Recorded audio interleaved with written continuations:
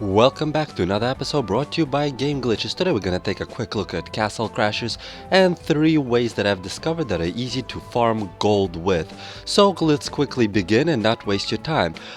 First one would be right here when you achieve getting to the first basically keep wall, first princess. You begin the battle. Please note that this boss is more vulnerable to melee than he is to magic, so I prefer to always use magic on him. I'm also playing a Lightning Knight, which, well, many people consider to be cheesy. For reasons as these. Game over, and voila, you get your chest. You get a little music. I really gotta enjoy the music in this game, it really entertains me. In case you guys are wondering, my pet, what he does is he regenerates 1% of my health every 8 seconds, which is not bad, and I use them for fun. Now, let's quickly jump to the next... Yes, screw it. Let's jump next to the next farming spot.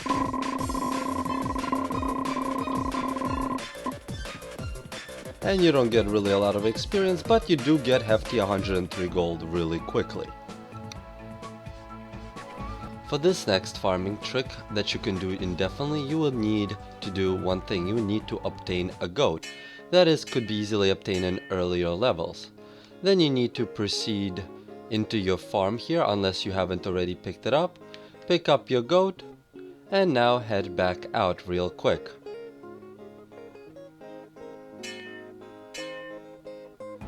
Now head over to the desert level. Not the alien ship level, but one below it, the desert level. This is the goat that you will need. Now beat this entire level, well, this all the way to the last boss, to whom I'm going to skip to now. Now also, while clearing through the desert, please remember that there is actually a hidden pet right over here in front of the pyramid behind me that has a missing top. For this you would require a shovel that you would have gotten in the beginning, and then you just dig him up. Come on, there you go, and voila, you obtain the giraffe. But for this event, what I'm planning to do with the gold farming, you would need to have your goat. Please just pick it up so you learn it, and then further proceed to avoid it so you don't keep it. Now, on to the next area. Now, once you gotten to this boss, it's right after where you pick up the giraffe. Please note that now this is where you could indefinitely farm gold. Because the goat, what it does, it knocks them all down, and because they have all 1 HP, they all instantly die. You have two options. Either you could create yourself a macro, or just run around yourself with this in a circle. Let's say if there's no way for you to code or program, just while having the goat running around them in a circle will allow you to get some gold constantly. This boss does never ends, this way will never die, and you could always keep farming gold. And you will never die yourself for a simple reason, because these monsters also drop food. And they do no damage at all whatsoever.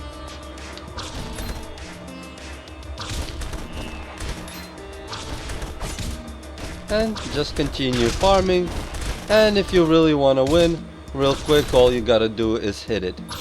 Please note that the next boss is much different. It throws at you stones and all of that, and it is not a farming stage. Only the first stage of this boss is really the farming stage. As you could see, my money is constantly moving at a steady pace. But this is not as good as farming the previous boss over and over again. Now I'm gonna go to the next stage, where a lot of people recommend to also farm for gold. But please note that one will require much higher offense than I have. I mostly am a magic build, and to that boss magic doesn't do a lot. Just wanted to make a small correction to my previous statement about the next stage of this boss. It seems that you can also do it on stage 2 of this boss before you get picked up by a UFO. So you could do it on the first boss, and if you accidentally kill him, you have still one more mini boss. And then the UFO comes and abducts you. But after this point, you could go to the next portion where the next boss for gold is. For the next gold farming area, you would need to go to the weird wizard castle interior. And there you would need to proceed to the first boss, which is the painter boss. If you haven't gotten this far, then you shouldn't worry about it, and just if you don't want to see the spoilers, just skip to the end of the video, or you could just watch to see what awaits you in the future. Please note that these gentlemen right here are immune to magic, but quite vulnerable to melee. Now, let's get to the boss area.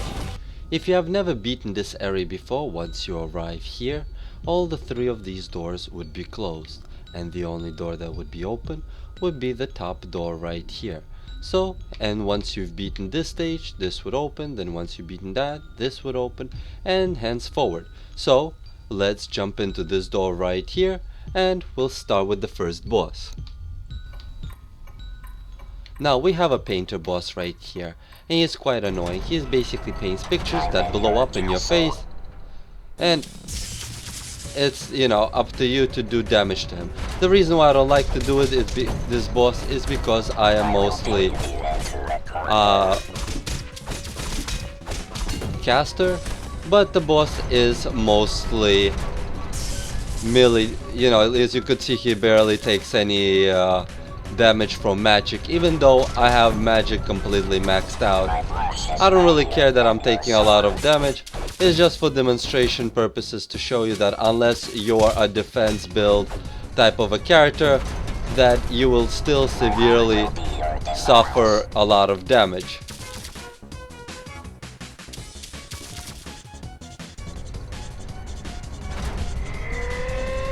You know,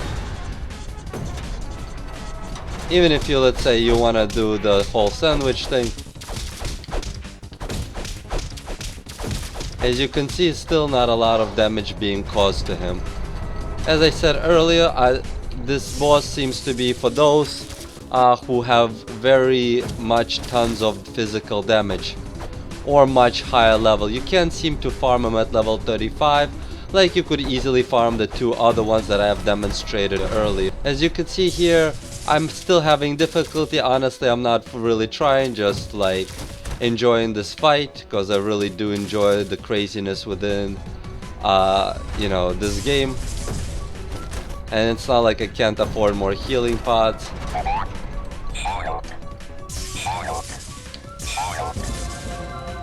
Plus I was also near level that I noticed earlier. And again, this is like one of those frog levels where, you know, is just they're moving up in a straight line and all you have to do is just avoid them.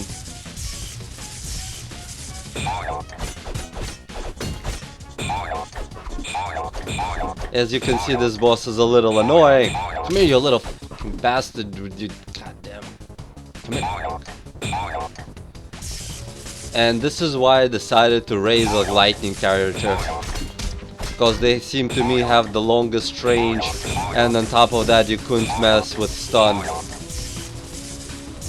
They're even one of the bosses, like the night boss, the one that you fight before this, he's actually quite vulnerable to lightning, and you could keep him stunned.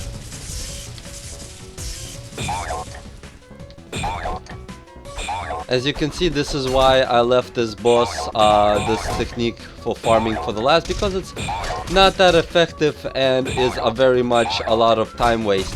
As you can see, I have 25, 55 gold, and let's see how much we're gonna have by the end of this.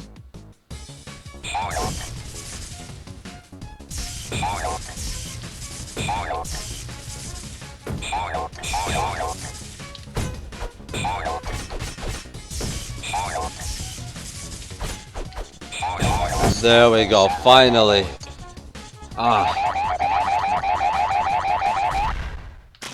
Of course you get tons of food, you know, even though wanted to show you guys the weapon. Guess it disappeared before I was able to show you. But in any case, you usually get your money and then you run around and collect it. The statues are always nice. They're...